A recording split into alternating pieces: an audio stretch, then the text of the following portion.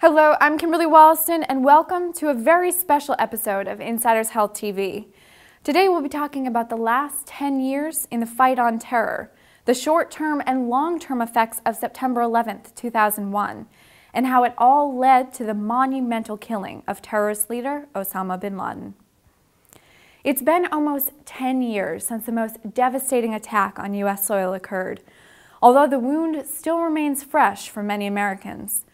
Anyone that was old enough to understand the implications of that day will always remember where they were when they got the news that our Twin Towers had been brought down. It was a terrifying, strange, and confusing day as our nation struggled to understand how and why we were the targets of these radical extremists. But the pain and uncertainty would only grow stronger in the coming days and weeks as we finally began to understand what exactly this would mean for our country and our world. With nearly 3,000 American lives lost on September 11th, the United States pulled together in a way that is rarely seen throughout history. It was as if everyone lost part of themselves when those planes went down, and it led to a groundswell of patriotism and generosity that we should always be proud of. It also, however, affected many people with psychological and physical stress, the lasting effects of which people are still being discovered. People experience fear, helplessness, and horror, all tied into post-traumatic stress disorder. Anxiety ran rampant in New York and all over the country, and substance abuse disorders were rapidly growing as well. And this is still a problem, even 10 years later. But 9/11 took a physical toll on those that helped as well. A Mount Sinai study in 2006 showed that almost 70% of World Trade Center responders had new or worsened lung problems after the attacks.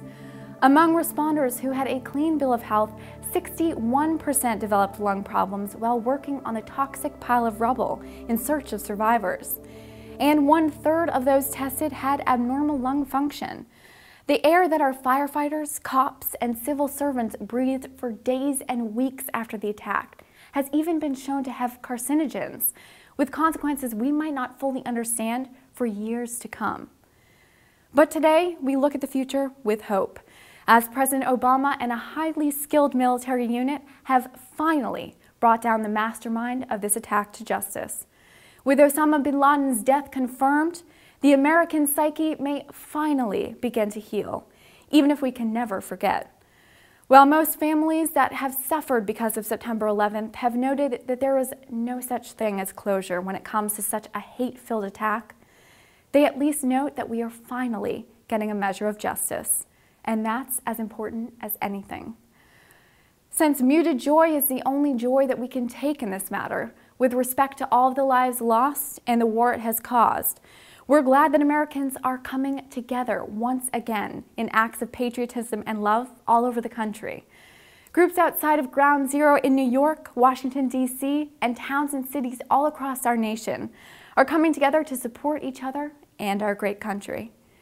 In the coming days and weeks, there may be threats and attempts of retaliation from extremist terrorist groups that are looking to prove a point.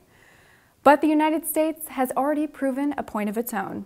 We will stand together and never back down. That's it for this edition of Insiders Health TV. I'm your host, Kimberly Wollaston, and God bless America.